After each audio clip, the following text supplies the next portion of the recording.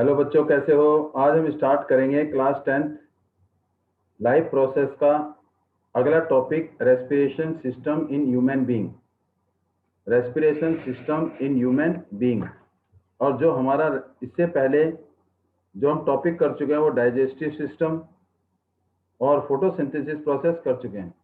अगर हम ये फिगर देखते हैं, जो एक्टिविटी है, एक्टिविटी जितनी भी एनसीईआरटी के हैं वो आपको एक नई वीडियो में आपको मिल जाएंगी। इसमें क्या कह रहा है, पहले एक्टिविटी जो आपके सामने है, लाइम वाटर। लाइम वाटर को हम क्या बोलते हैं? Calcium hydroxide. इस लाइम वाटर में क्या पास कर रखा है? एयर पास किया है। किसकी हेल्प से? पिचकारी की हेल्प से। और दूसरा टेस्ट ट्यूब लिया, उसमें भी क्या है? लाइम वाटर है। और इसमें भी क्या कर रखी है? कार्बन डाइऑक्साइड पास कर रखी है। कार्बन डाइऑक्साइड कैसे? क्योंकि एक्सहेल कर रहा है, और हम जो गैस रिलीज करते हैं, एक्सहेल करते हैं, वो कौन सी होती है? Carbon dioxide. जब कार्बन डाइऑक्साइड गैस जो हमने क्या की, एक्सहेल की, अगर वो लाइम वाटर में पास होगी तो क्या बना देगी? Turn into milky. तो लाइम वाटर को क्या कर देगी? मिल्की कर देगी। Lime water change into, lime water change into milky, change into milky, milky में चेंज कर देगी। कब? जब carbon dioxide gas lime water में पास होगी। When CO2 carbon dioxide pass over slake lime या lime water, then it give a white substance CaCO3। तो उसका कलर कैसे हो जाएगा? मिल्की हो जाएगा।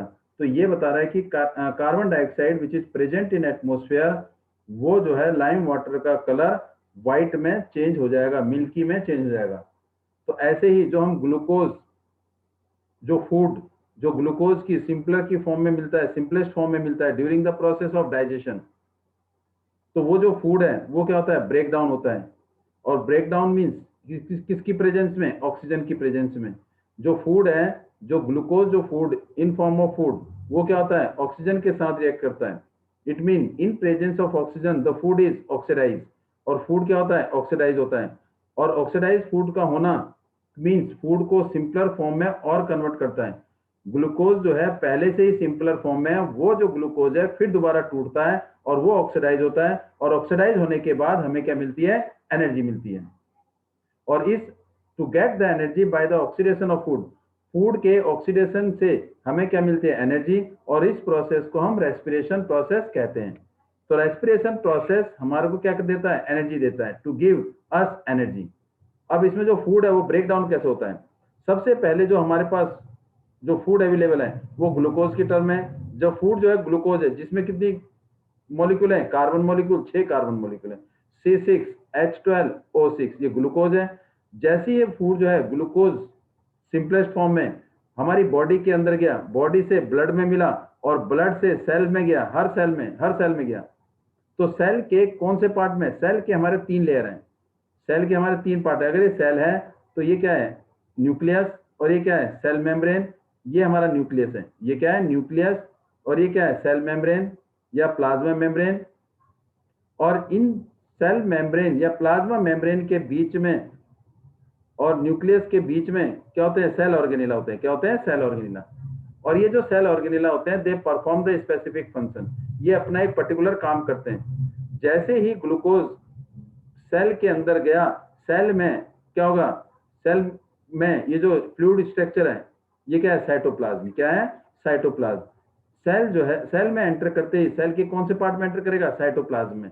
तो जो ग्लूकोज है वो साइटोप्लाज्म में, सेल के पार्ट साइटोप्लाज्म में एंटर करेगा, तो क्या बनाएगा? वो पायरुवेट बनाएगा। क्या बनाएगा? पायरुवेट। और पायरुवेट क्या होगा? 3 molecule of carbon. Means glucose जो है साइटोप्लाज्म में जब एंटर करता है तो वो टूटता है। टूटने के बाद 6 मॉलिक्यूल ऑफ कार्बन को चेंज करता है 3 मॉलिक्यूल ऑफ कार्बन में। और 3 मॉलिक्यूल ऑफ कार्बन C3H4O3, ये हमारा क्या बनाता है? पायरुवेट बनाता है। पायरुवेट 3 मॉलिक्यूल ऑफ कार्बन टूटता है। कहां पर टूटता है? साइटोप्लाज्म में। जब ये टूटता है तो हमें क्या मिलती है? थोड़ी बहुत एनर्जी मिलती है। इसका मतलब ड्यूरिंग द इन साइटोप्लाज्म में glucose break down and give us energy, and also break down होने के बाद वो 3 मॉलिक्यूल ऑफ कार्बन में टूटता है। इसका मतलब कार्बन पूरी तरह से ऑक्सीडाइज नहीं हुआ। तो वो ऑक्सीडाइज होने के लिए वही 3 मॉलिक्यूल ऑफ कार्बन जिसे हम पायरुवेट बोल रहे हैं, वो आगे जाके फिर रिएक्ट करता है। ये 3 मॉलिक्यूल ऑफ कार्बन वो किसके साथ रिएक्ट करेगा? इन presence of oxygen. 3 molecule of carbon mean C6H12O6 in cytoplasm give 3C3H4O6। ये टूट गया। अब इसने क्या करा, ये जो सॉरी 3 आ गया यहाँ पर O3। अब ये जो पायरुवेट है ये कहाँ रिएक्ट करेगा? कुछ सेल ऑर्गेनिला किसमें? In presence of oxygen mitochondria में करेंगे, और in absence of oxygen yeast में, और जब ऑक्सीजन की कमी हो lack of oxygen will take place in muscle cell. तो इसका मतलब जो पायरुवेट है वो सेल ऑर्गेनिला के साथ किसमें? माइटोकॉन्ड्रिया में in presence of oxygen, oxygen की प्रेजेंस में, ऑक्सीजन की प्रेजेंस में वो क्या करेगा? पायरुवेट ब्रेक होगा। कहां पर ब्रेक होगा? माइटोकॉन्ड्रिया में। In presence of oxygen it will take place in mitochondria, और इस रिएक्शन को, इस रेस्पिरेशन को हम बोलते हैं aerobic respiration. Aerobic respiration, aerobic respiration will take place in mitochondria और इन प्रेजेंस ऑफ ऑक्सीजन। और एरोबिक रेस्पिरेशन उस टाइप का रेस्पिरेशन है जिसमें कार्बन पूरी तरह से टूट जाता है और एक कार्बन में रिलीज होता है, एक कार्बन बनाता है, और वो क्या बनाएगा? कार्बन डाइऑक्साइड, और क्या बनाएगा? वाटर, और क्या रिलीज करेगा? एनर्जी। और एनर्जी वो रिलीज करेगा किसकी फॉर्म में? एटीपी की फॉर्म में। एटीपी मीन एडिनोसिन ट्राइफॉस्फेट, और एडिनोसिन ट्राइफॉस्फेट ये क्या है? करेंसी ऑफ एनर्जी, एनर्जी की करेंसी एटीपी। और माइटोकॉन्ड्रिया में कौन सा, जब एरोबिक रेस्पिरेशन हो तो कहां पर टेक प्लेस होगा? माइटोकॉन्ड्रिया में। और जब माइटोकॉन्ड्रिया में रेस्पिरेशन होता है तो इन प्रेजेंस ऑफ ऑक्सीजन, जिसे हम क्या बोलते हैं? Aerobic respiration. तो एरोबिक रेस्पिरेशन क्या है? Aerobic respiration is the respiration which take place in presence of oxygen. In presence of oxygen में एरोबिक रेस्पिरेशन होता है, और वो कहां होता है? माइटोकॉन्ड्रिया में, जिसमें कार्बन डाइऑक्साइड, वाटर और एनर्जी रिलीज होती है। और एनर्जी किस फॉर्म में रिलीज होती है? एटीपी की फॉर्म में। और वो जो एनर्जी रिलीज होती है वो 38 एटीपी होती है। अगर मान लो ये pyruvate in absence of oxygen होता है, अगर ये पायरुवेट टूटता है इन absence of oxygen mean oxygen की कमी, तो जो ग्लूकोज है, जो पायरुवेट है, वो हमारी पूरी सेल तक नहीं पहुंच पाएगा। जब पूरी सेल तक नहीं पहुंच पाएगा, इसका मतलब incomplete combustion of food will take place. Food पूरी तरह से सिंपलर फॉर्म में कन्वर्ट नहीं हो पाएगा। और इन एब्सेंस ऑफ ऑक्सीजन, जो पायरुवेट है, absence of oxygen, if the pyruvate break down in presence, in absence of oxygen it will take place in yeast. Absence of oxygen में जो pyruvate अगर टूटेगा वो कंप्लीट नहीं टूटेगा, और वो कहां टेक प्लेस होगा? वो ईस्ट में in absence of oxygen will take place, जिसे क्या बोलते हैं? Anaerobic respiration. क्या बोलते हैं इसे? Anaerobic respiration. इसे बोलेंगे anaerobic respiration. Anaerobic respiration which take place in absence of oxygen and that will be it take place in east. East में जो रेस्पिरेशन होगा वो एनारोबिक रेस्पिरेशन होगा, और एनारोबिक रेस्पिरेशन हमेशा एब्सेंस ऑफ ऑक्सीजन होता है। और इसमें जो प्रोडक्ट मिलेंगे वो जो है 3 मॉलिक्यूल ऑफ कार्बन टूटेंगे 2 मॉलिक्यूल ऑफ कार्बन में। इथेनॉल, इथेनॉल में 2 मॉलिक्यूल ऑफ कार्बन होते हैं, C2H5OH प्लस में कार्बन डाइऑक्साइड, और साथ में क्या रिलीज होती है? Energy. In absence of oxygen में एनर्जी की मात्रा बहुत कम होती है, लेकिन एनर्जी जो रिलीज होती है इसमें भी वो एटीपी की फॉर्म में रिलीज होती है। लेकिन इन absence of oxygen anaerobic respiration में जो एनर्जी रिलीज होती है वो केवल क्या होती है? 2 ATP। 2 ATP mean 2 adenosine triphosphate, और ट्राई मीन जो थर्ड फॉस्फेट ग्रुप है, it release large amount of energy. इसका मतलब एब्सेंस ऑफ ऑक्सीजन, अगर एब्सेंस ऑफ ऑक्सीजन पायरुवेट टूट रहा है तो इसे हम बोलेंगे anaerobic respiration which take place in yeast, और रिलीज करता है 2 मॉलिक्यूल ऑफ कार्बन, जिसे हम इथेनॉल कहते हैं, और कार्बन डाइऑक्साइड, और एनर्जी रिलीज होती है 2 ATP।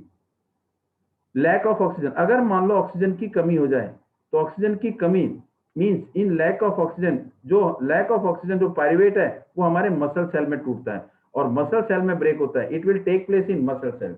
Lack of oxygen pyruvate टूटता है, और ये कंप्लीटली कंबशन, कंप्लीटली पूरी तरह से नहीं टूटता। इसमें भी तो 3 मॉलिक्यूल ऑफ कार्बन है, वो भी 3 molecule of carbon he release करता है, और इसमें जो है फॉर्मेशन होती है लैक्टिक एसिड की। किसकी फॉर्मेशन होती है? Lactic acid. और जो लैक्टिक एसिड का फॉर्मूला है C3H6O3, और साथ में क्या रिलीज होती है? Energy. In case of lack of oxygen, जो पायरुवेट है वो हमारे मसल सेल में रिएक्ट करता है। मसल सेल में पार्ट लेता है, मसल सेल में हिस्सा लेता है, और जिससे हमारी क्या बनती है, लैक्टिक एसिड। हमारी बॉडी के अंदर अगर लैक्टिक एसिड फॉर्मेशन है, और लैक्टिक एसिड जो लैक ऑफ ऑक्सीजन की वजह से हमारी बॉडी में, हमारे मसल्स में क्रैम्प पड़ जाते हैं, और जब हम कोई other cramp will form during the sudden activity, जब हम कभी कोई सडन एक्टिविटी करते हैं तो हमारी बॉडी में, हमारे मसल्स में क्या बन जाते हैं, क्रैम्प बन जाते हैं, और ये क्रैम्प लैक्टिक एसिड की फॉर्मेशन की वजह से होते हैं। तो इसका मतलब ग्लूकोज जो है हमारे 3 तरीके से ब्रेक डाउन होता है। तो इसने क्या करा, जब ग्लूकोज जो है इन प्रेजेंस ऑफ ऑक्सीजन, तो carbon dioxide, water and energy, इस रिएक्शन को बोलते हैं हम एरोबिक रेस्पिरेशन। इसको बोलते हैं aerobic respiration, the respiration which take place in presence of oxygen and release large amount of energy, 38 ATP. ATP is the currency of energy, and release one molecule of carbon, means carbon dioxide and water. और glucose अगर in absence of oxygen होता है तो it take place in yeast. कहाँ होता है, yeast में। और ये किसमें होता है, माइटोकॉन्ड्रिया में। किसमें होता है, माइटोकॉन्ड्रिया में। और ये कहाँ होता है, ईस्ट में। It will take place in yeast, और क्या बनाता है, ethanol and carbon dioxide. Ethanol और carbon dioxide means 2 molecule of carbon and carbon dioxide, and release 2 ATP। और क्या रिलीज करता है, 2 ATP।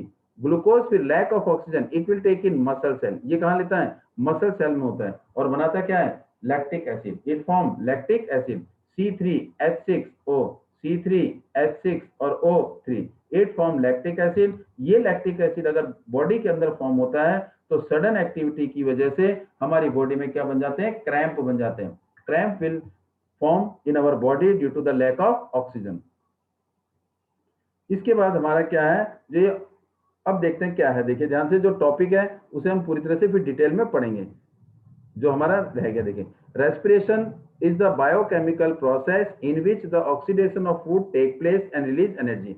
इसका मतलब फूड ऑक्सीडाइज होता है और क्या रिलीज होती है, एनर्जी रिलीज होती है। उसी को हम क्या बोलते हैं, रेस्पिरेशन।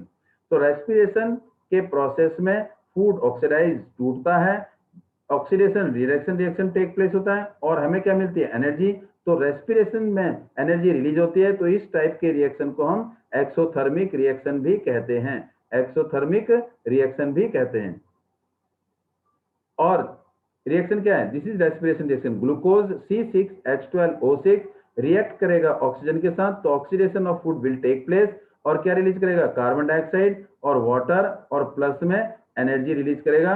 और energy in a large amount और in less amount, this depend upon the in presence of oxygen. लेकिन अगर इन प्रेजेंस ऑफ ऑक्सीजन कर रहा है तो हमें एनर्जी मिलेगी 38 ATP। Large amount of energy is release. Break down of glucose, glucose का टूटना। ग्लूकोज जो है एब्सेंस ऑफ ऑक्सीजन टूटता है और प्रेजेंस ऑफ ऑक्सीजन भी होता है। Break down of glucose, glucose जो ब्रेक डाउन होगा, टूटेगा, वो in presence of oxygen, oxygen की प्रेजेंस में, या in absence of oxygen. Glucose जो ब्रेक डाउन होता है, और ब्रेक डाउन होने के बाद C6H12O6 ग्लूकोज ब्रेक डाउन होता है। ब्रेक डाउन होने के बाद वो 3 मॉलिक्यूल ऑफ कार्बन, जिसे हम क्या बोलते हैं, पायरुविक एसिड बनाता है। और ये रिएक्शन होता है साइटोप्लाज्म में। साइटोप्लाज्म में ग्लूकोज पायरुविक एसिड में कन्वर्ट होता है and releasing energy. This reaction will take place in cytoplasm. Cytoplasm cell का वो पार्ट है जो फ्लूइड इन नेचर है, जिसकी क्या होगा, वो क्या होगा, पेस्ट की फॉर्म में होगा। अब पायरुविक एसिड फिर आगे टूटता है। पायरुविक एसिड आगे 3 तरीके से टूटता है। पहला, इन एब्सेंस ऑफ ऑक्सीजन, ग्लूकोज टूटा, पायरुविक एसिड में बना, और पायरुविक एसिड में कहां बना, साइटोप्लाज्म में बना। फिर पायरुविक एसिड आगे 3 बारी और 3 तरीके से टूटता है इन एब्सेंस ऑफ ऑक्सीजन। अगर ऑक्सीजन नहीं है, बिल्कुल नहीं है, तो क्या होगा, पायरुविक जो एसिड है, तो 3 मॉलिक्यूल ऑफ कार्बन है, that take place in yeast. ये कहां होंगे, ईस्ट में ब्रेक डाउन होगा ड्यूरिंग द फर्मेंटेशन। और ये रिएक्शन, ये रेस्पिरेशन कौन सा होता है, एनारोबिक रेस्पिरेशन। तो एक तरह से फर्मेंटेशन रिएक्शन या fermentation will take place in absence of oxygen. तो फर्मेंटेशन हमारा क्या है, एनारोबिक रेस्पिरेशन, और that will take place in absence of oxygen. Oxygen की कमी की वजह से जो रेस्पिरेशन होगा उसे हम एनारोबिक रेस्पिरेशन करेंगे। और ये कहां होगा, ईस्ट में होगा। फॉर्म इथेनॉल, इथेनॉल बनाता है 2 मॉलिक्यूल ऑफ कार्बन, और क्या रिलीज करता है, कार्बन डाइऑक्साइड एंड एनर्जी। और एनर्जी रिलीज होती है in 2 ATP, only 2 ATP energy release होती है। और this reaction will take place in yeast. Lack of oxygen, oxygen की कमी। जब ऑक्सीजन की कमी होती है तो that is also a part of anaerobic respiration. और इसमें क्या बनता है हमारा, lactic acid, 3 molecule of carbon, और this will take place in muscle cell, और हमेशा ये किसमें होता है, मसल सेल में हिस्सा लेता है, और take place in muscle cell. Lack of oxygen will take place in muscle cell, और जिसमें क्या बनता है, lactic acid is form and release energy. It cause cramp during the sudden activity. अगर हम कभी अचानक जल्दी काम करते हैं तो क्या होता है, that will cramp will take place, कड़कड़ की आवाज आने लगती है, बॉडी के अंदर ऑक्सीजन की कमी रहती है। Presence of oxygen, pyruvic acid break down होता है in presence of oxygen. In presence of oxygen ये ब्रेक डाउन होगा in mitochondria, take place in mitochondria. और जब माइटोकॉन्ड्रिया में ये पायरुविक एसिड ब्रेक डाउन होता है तो इन प्रेजेंस ऑफ ऑक्सीजन, इसे हम बोलेंगे aerobic respiration. Aerobic respiration, the respiration which take place in presence of oxygen, और ये माइटोकॉन्ड्रिया में होता है, और इसमें रिलीजिंग होती है लार्ज अमाउंट ऑफ एनर्जी, और carbon dioxide and water release होता है। अब रेस्पिरेशन कौन सा, एक एरोबिक और एक एनारोबिक, दोनों के बीच में difference. Aerobic respiration will take place in presence of oxygen, ये क्या होता है, ऑक्सीजन की प्रेजेंस में होता है। और anaerobic respiration in absence of oxygen, और इसको हम फर्मेंटेशन भी कहते हैं। दूसरा, एरोबिक रेस्पिरेशन हमेशा माइटोकॉन्ड्रिया में होता है, और ये किसमें होता है, साइटोप्लाज्म में या ईस्ट में या मसल सेल में। ईस्ट में और मसल सेल में भी होता है, क्योंकि मसल सेल हमारे क्या होते हैं, लैक ऑफ ऑक्सीजन, जिसे हम क्या बोलेंगे, एनारोबिक रेस्पिरेशन। एरोबिक रेस्पिरेशन में कार्बन डाइऑक्साइड और वाटर रिलीज होता है। एंड प्रोडक्ट, जो एंड प्रोडक्ट होते हैं या जो रिएक्टेंट कंबाइन होकर जो हमें प्रोडक्ट रिलीज करता है, वो प्रोडक्ट क्या होता है रेस्पिरेशन में, carbon dioxide and water. Means complete oxidation of food will take place, केवल कार्बन का एक मॉलिक्यूल रिलीज होता है। लेकिन एनारोबिक रेस्पिरेशन में हमें कार्बन का एक मॉलिक्यूल फॉर्म नहीं होता, इसमें 2 मॉलिक्यूल या 3 मॉलिक्यूल, मींस अल्कोहल बनता है। अल्कोहल मींस क्या हो गया, इथेनॉल, या तो ethanol in absence of oxygen, और lactic acid in lack of oxygen. और एरोबिक रेस्पिरेशन में एनर्जी लार्ज अमाउंट में रिलीज होती है, और वो एटीपी की फॉर्म में, और वो 38 एटीपी। और एनारोबिक रेस्पिरेशन में जो एनर्जी रिलीज होती है वो बहुत कम मात्रा में होती है, और 2 एटीपी रिलीज होती है। अब एटीपी है क्या है, ATP is the energy currency of the most cellular process. ATP जो है सेलुलर प्रोसेस की करेंसी है, एनर्जी की करेंसी है। और energy release during the process of respiration is used to make ATP molecule from ADP and inorganic phosphate. जो energy जो release होती है ड्यूरिंग द रेस्पिरेशन में, वो जो एनर्जी है, वो एनर्जी जो रिलीज होती है ड्यूरिंग द रेस्पिरेशन प्रोसेस में, वो यूटिलाइज होती है। वो एडीपी को, एडिनोसिन डाइफॉस्फेट, फॉस्फेट के 2 मॉलिक्यूल क्या होते हैं, रिएक्ट करते हैं, और क्या use to make 3 molecule of carbon, ATP बनाते हैं। कब, जब तीसरा जो फॉस्फेट है इसके साथ क्या होता है, ऐड हो जाता है, तो क्या बनाता है, 3 एटीपी, मींस 3 फॉस्फेट के मॉलिक्यूल बनाते हैं। ये जो तीसरा फॉस्फेट मॉलिक्यूल कब बनता है, जब रेस्पिरेशन के दौरान एनर्जी रिलीज होती है, और वो जो एनर्जी रिलीज होती है, वो एनर्जी जो है यूज होती है to convert ADP into ATP. ADP को एटीपी में कन्वर्ट कब होगा, जब रेस्पिरेशन के दौरान एनर्जी रिलीज होगी। That energy is use to convert adenosine diphosphate को ट्राइफॉस्फेट में कन्वर्ट करता है। और एंडोथर्मिक प्रोसेस, इसका मतलब सेल ने एनर्जी एब्जॉर्ब की इन, क्योंकि एटीपी की फॉर्म में यूज हुआ तभी तो एडिनोसिन ट्राइफॉस्फेट बना, तो इसका मतलब एनर्जी यूज की, तो वो जो है हमारा एडीपी कन्वर्ट हो गया एटीपी में, और एटीपी में जो एनर्जी हमारी बॉडी में जो रिलीज हुई energy, that is in form of ATP. कब, जब रेस्पिरेशन में जो energy in the cell is used, this ATP drive the reaction when the terminal phosphate link in ATP is broken by using water. तो इसका मतलब ये जो ATP है ये क्या होगा, टूटेगा, टूटने पर क्या रिलीज करेगा, 30.5 किलो जूल एनर्जी पर मोल। इसका मतलब 1 मोल एटीपी में 30.5 किलो जूल एनर्जी रिलीज होती है। अब ये जो एटीपी एनर्जी है ये हर जगह यूज होती है। जैसे एनर्जी रिलीज करती है बैटरी से जो एनर्जी हम यूज करते हैं वो मैकेनिकल एनर्जी में यूज होता है, लाइट एनर्जी में यूज होता है, इलेक्ट्रिकल एनर्जी में। Energy from battery is the source of energy. जो एनर्जी हम बैटरी से यूज करेंगे वो मैकेनिकल एनर्जी को ऑब्टेन करने के लिए, लाइट एनर्जी को, इलेक्ट्रिकल एनर्जी को, और अदर टाइप की एनर्जी को यूज करने के लिए हम बैटरी यूज करते हैं। ऐसे ही जो एटीपी रिलीज हुई है हमारी बॉडी के अंदर, एटीपी एडिनोसिन ट्राइफॉस्फेट, वो जो सेल यूज करेंगे, वो जो एनर्जी यूज करेंगे सेल किसके लिए यूज करेंगे, कॉन्ट्रैक्शन ऑफ द मसल को कॉन्ट्रैक्ट करने के लिए, प्रोटीन बनाने के लिए, synthesize protein, conduction of the nerve impulse, जो हमारी नर्व इंपल्स है जो हमारे ब्रेन में, हमारे स्पाइनल कॉर्ड में जो नर्व्स हैं, उन नर्व्स को कंडक्ट मीन उन नर्व्स को काम करने में हेल्प करती हैं और कुछ अदर एक्टिविटी में हेल्प करती हैं। अब जो ऑक्सीजन है, ऑक्सीजन एयर में भी है और ऑक्सीजन वाटर में भी है, और ऑक्सीजन एयर में बहुत ज्यादा मात्रा में और वाटर में बहुत कम मात्रा में। तो इसका मतलब जब एयर में ऑक्सीजन ज्यादा मात्रा में है तो जो टेरेस्ट्रियल एनिमल हैं, जो अर्थ पर रहते हैं, जो जमीन में रहते हैं, वो जो ऑक्सीजन है वो कहां से लेते हैं? एयर से लेते हैं, और एयर में ऑक्सीजन लार्ज अमाउंट में है। इसका मतलब टेरेस्ट्रियल एनिमल दे रेस्पायर या they take oxygen from the atmosphere, और वो एटमोस्फेयर में ऑक्सीजन बहुत ज्यादा मात्रा में, इसलिए उनका ब्रीथिंग रेट क्या होता है? बहुत कम होता है as compare to aquatic animal. और aquatic animal means the animal which live in water, जो कहाँ रहते हैं? पानी में रहते हैं। पानी में रहेंगे तो उनको जीने के लिए क्या चाहिए? ऑक्सीजन चाहिए। तो वो ऑक्सीजन कहाँ से लेंगे? वो ऑक्सीजन लेंगे आपके पानी से लेंगे। लेकिन ऑक्सीजन पानी में कैसे होती है? इन डिजोल्व फॉर्म में, घुले घुले हुई फॉर्म में। इसका मतलब और they obtain oxygen from water in dissolve form में। तो डिजोल्व फॉर्म में ऑक्सीजन वाटर में प्रेजेंट है, तो इसका मतलब ऑक्सीजन की परसेंटेज वाटर में बहुत कम है। इसी बट एक्वेटिक एनिमल को भी ऑक्सीजन चाहिए, कहां से? वाटर से। तो they need oxygen from water in dissolve form and which is in less quantity, जो लेस परसेंटेज लेस क्वांटिटी में। तो उनको क्या करना पड़ता है? बड़ी तेजी से ब्रीथ करना पड़ता है, बहुत जल्दी जल्दी सांस लेनी पड़ती है ताकि उनको ऑक्सीजन ज्यादा मात्रा में मिले। तो इसीलिए एक्वेटिक एनिमल का breathing rate is comparatively faster. जो एक्वेटिक एनिमल है उनका ब्रीथिंग रेट टेरेस्ट्रियल एनिमल से कहीं ज्यादा है। क्यों ज्यादा है? क्योंकि एक्वेटिक एनिमल ऑक्सीजन वाटर से लेते हैं इन डिजोल्व फॉर्म में, और जो ऑक्सीजन है वाटर में वो लेस क्वांटिटी में, इसलिए उनका ब्रीथिंग रेट फास्ट होता है as compare to terrestrial animal. अब एक एक्वेटिक एनिमल हमने ले लिया फिश। फिश जो है, अब हर एक का रेस्पिरेटरी ऑर्गन अलग अलग है। जैसे एक्वेटिक एनिमल का जो रेस्पिरेटरी ऑर्गन है वो किससे लेते हैं? ऑक्सीजन गिल से लेते हैं। और जो लैंड में रहते हैं टेरेस्ट्रियल एनिमल का क्या है? लंग्स है। और जो एम्फीबियन कहलाते हैं, जो लैंड और पानी, एक्वेटिक और टेरेस्ट्रियल दोनों में, मतलब जमीन में और पानी में दोनों में रहते हैं, वो क्या कहलाते हैं? एम्फीबियन। उनका लंग्स होता है और क्या में गिल, मतलब लंग्स ही होता है। दे गेट जैसे फ्रॉग है। फिश जो है जो ऑक्सीजन है वो कहां से लेता है? पानी से।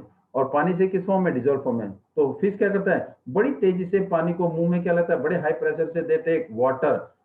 फिश जो है मुंह से पानी बड़े तेज प्रेशर से लेता है और वो कहां पहुंचाता है? गिल में पहुंचाता है, पास टू द गिल। और गिल क्या करता है? उस पानी में से ऑक्सीजन को एब्जॉर्ब कर लेता है, एंड जिससे क्या होता है? That will pass to the each cell of the fish. और यह आपको पता होना चाहिए कि फिश में जो सर्कुलेटरी सिस्टम है वो केवल क्या है? एक साइकिल होता है, mean single circulation of blood will take place. It take oxygen from the water. तो क्या करता है? Fish take water through the air, mouth, मुंह से पानी लिया बड़ी तेजी से, और उसके बाद क्या किया? उसको फोर्स से बड़ी तेजी से उसको क्या किया? गिल में पास किया। और where the dissolve oxygen is taken up the by blood. जब वो गिल में वो वाटर गया तो वहां से ब्लड ने क्या ले लिया? उस वाटर से ऑक्सीजन ले लिया, and which is use for the survival for the existence of the aquatic animal. अगला हमारा रेस्पिरेटरी सिस्टम है, ह्यूमन रेस्पिरेटरी सिस्टम। अब ये क्या है? हमारा human respiratory system, human respiratory system ये वाला हम नेक्स्ट वीडियो में आप करेंगे explain. And thanks for today to join us. Please like, share and subscribe. For the next video we will start the respiratory system in human being.